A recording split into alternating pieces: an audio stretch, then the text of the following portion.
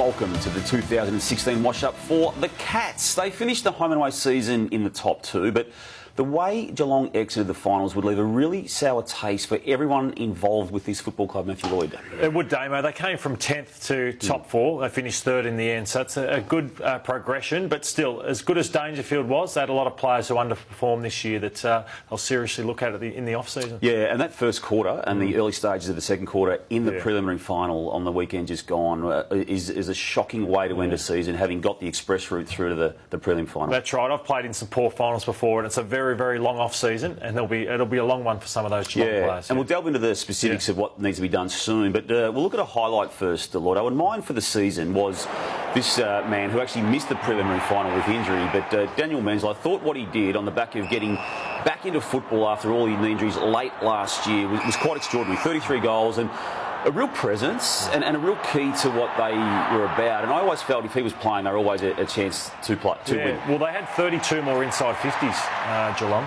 and they just were crying out for someone at ground level like Menzel, so they really missed him. Your highlight? My highlight is Dangerfield. It's the obvious one, but it was just a pleasure to see him week in and week out. I think Adelaide, he won the best and fairest last year, but he was more your inside, in and under player, whereas we got to see him take hangers, be an outside player with Selwood around him. So it's just a phenomenon here. He's become nearly my favourite player to watch in the game. I know his kicking could be better at times, but just what he brought to Geelong, the way he's embraced the media, and his public profile has been magnificent. Yeah, it has, hasn't it? He's carried it very, very well and stood up when others didn't in the game they lost on the weekend. Low light time. Look, they exited Stevie J, and they had every right to do that, Lordo, but it would have been hard for them to watch, and it was hard for them to watch him do so well for GWS while they laboured at times. And while his exit allowed Daniel Menzel to do what he did, I just feel that emotionally, it was a hard time for them without Stevie J. And he would have been handy in that final as well, Stevie J. My low light was just the inconsistency of Geelong. They really performed well against the best sides, but not against the lower sides. So lost to Collingwood, Carlton and St Kilda. And then you just saw what they did in that first quarter in the final. That sort of summed up their year. They didn't have the consistency of say, the top-end side, the Sydney Swans. Yeah. OK, it's time to mark them out of 10, and I still can't forget what happened in that first quarter of the prelim final. And I've gone from having a really lofty judgment of this club to one that now sees them only getting a 7 for me, Lauder. Yeah, that's fair enough. I've gone a 7.5. I just think that, like that, the weaknesses coming in big finals, and they were shown in that final against the Sydney Swans. Yeah, they were. Christmas bonus time for the Cats. I'm going to give it to Sam Menegola. Again, like a lot of teammates, was ordinary in the preliminary final, but he was good in the qualifying final, and he was really good once he got a chance about halfway through the season. He's had a journey that's a good story to tell. He had to work really hard to get there, and he looks at home. Now, he's going to take the bitterness out of the qualifying final, the preliminary final throughout the summer period to come, but he knows he's an AFL footballer. Yeah, he's a 10-game player, so he's only going to get better, and he took so much pressure off Dangerfield at times. My Christmas bonus is 2 courageous moments from round 17, and it was Tom Lonergan first. Just the courage that he shows. You know, he had Buddy Franklin in the finals. He had some big moments, but just this, I just thought they weren't travelling Damo that well at that time. Yeah. And just to see that moments later, this guy here, Lockie Henderson, who come to the club, knocks himself out in that moment. They went on and won the game, but I just thought to myself, they mean business here, the Cats. Yeah, they did, and it's almost silly courage on that Henderson example, isn't it? I know that Chris Scott would have loved him doing that, but gee. Yeah.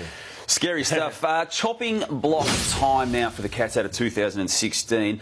I've got Nathan Vardy and Mitch Clark in this, Slaughter, and we'll talk about a few other players in a moment, but Nathan Vardy just couldn't get a look in. Now, we know he's had injury, but I just think he needs a fresh start, and I think probably the Cats need to give him that fresh start. And Mitch Clark came back for the one game, off-field issues as well, issues with teammates, and again, you're making a statement if he's been fit to play for the second half of the year and you're only playing once. So they've got to move on, in my eyes. And whether they get homes, who knows? Yeah, I'd agree with that. My chopping block would be Stephen Motlop. I think that it's just time for Stephen. When you let your club down like that in a big final, didn't have a great year, didn't even come back for pre-season training fit. Yeah.